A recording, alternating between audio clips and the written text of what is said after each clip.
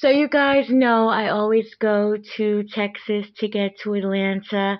I'm gonna try to chill, but I kid you not, this really brought back some memories. Oh my God, it did. It did. I used to take the bus all the time. If I didn't walk, I would try to mainly walk, but I would take the bus and the yellow cab. If you guys been following me, the one time I had to take the gypsy cab to the Bronx because no other transportation service would take me. But anyway, so I was looking at this video that I don't know, I was so pissed. I'm really upset with the alleged human race as it is, but I was really pissed off. And I mean, I kid you not, the more that I get older, the more humans, yeah, humans, they really get on my damn nerves. They really do. They really do. I remember when I would take the bus from Jersey to New York and vice versa. And I took a variety of buses, like I think the B1, the B2, but the main bus was the 178. It took you from Teaneck, New Jersey, straight to Port Authority, right over the GW Bridge. It took me right there, and I would get off there, and me and my friends, we would either chill in the city, right there in Times Square, or we would maybe get on the train and I don't know, go to Harlem or go somewhere. But I just remember those days, and wow, wow, they were interesting. I remember when I talked to my friend not too long ago, she was like, to get over the GW Bridge is almost like $20. I'm like, what? What? It used to be like $1.10. I mean, like, wow, but shit is just ridiculously high anyway. Ridiculously high. And I do remember one time, it wasn't just me, a lot of people, we always wanted to get off before our stop, especially if it was raining.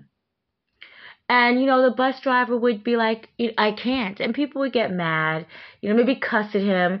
I never see anyone contact with the bus driver, but, whatever. And sometimes the bus driver would be like, you can get off. You can get off. Now, if somebody was getting on his nerves, he would open up the door and like, you can get off. I mean, bus drivers were thorough back in the day. A lot of shit was thorough back in the day. But that's a whole other story. But I do remember that a lot. I do remember. And I remember one time I was trying to get to the bus, and I tried to wave him down because I seen it coming, and he passed me. However, he went to the stop and he waited. So I had to kind of like walk, jog, to the bus stop. And when I got on, he actually explained to me, he's like, I can't pick you up like in the middle of the road. You have to be at the bus stop. So, I get it. As you get older and you're working, there's protocols that people actually have to take, whether you like it or not. This is this man's job, and this is what they have to do in order to keep the job. They can't aid for everybody on the bus, because everybody would want to get stopped multiple places. You just can't do that. So CCC footage shows a passenger. He's riding the local Embark bus, and that's in Oklahoma City, Oklahoma. And this was like early, I think like the April 23rd or April 24th, 2024. This happened not too long ago. He became upset when the bus driver did not let him off between stops. Okay? He became upset, and he actually started to attack the bus driver because he wanted to get off not at the bus stop that he was supposed to get off at. So the suspect, he started to punch and hit the bus driver several times, even through the protective plexiglass thing, and it had fell off, and he actually contacted with this bus driver. Now, as I was looking at the video, I'm like, why isn't the bus driver like defending himself?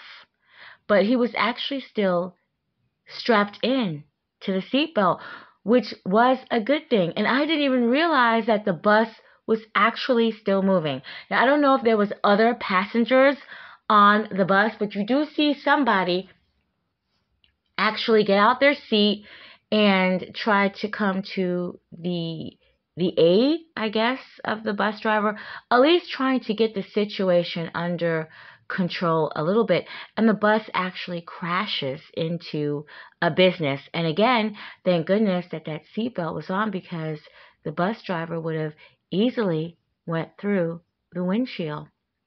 Now, the bus driver, who I looked at all the articles, they have not said his name in the ones that I can find, but he is currently right now off of work. He does have bumps and bruises on him. He was taken to a medical facility, but they do say he's doing fine. And the suspect had ran away, but of course later on he was caught, and the police arrested Tihron Harrison. He's 23 years old, right? No shocker there. But he is 23 years old. So, little Tyrone, he was upset. He was upset that this bus driver did not let him off between stops because, Tyrone here is probably entitled, and he's probably used to getting his way. Probably not, but I guess he thought he can get his way in this situation. And I mean, Tyrone, you could have really hurt and injured a lot of people. But from what I've read, that thank goodness nobody in that business was, injured, only the bus driver, who had just a few bumps and bruises. This is really fucked up of you, Tyrone. And I do have a feeling that when you get released from jail, you'll probably look at this video because you want to see everything related to your name. And Tyrone, you need to really chill. You need to really chill, because if you make it to this bus driver's age, and if you are lucky enough to be able to get a job where you have to be entrusted to drive people from, bus stop to bus stop to get them to where they need to go, it might not be hands that somebody's throwing at you, no matter where you work. No matter where you work. So that was really, really fucked up of you, Tyrone. It really was.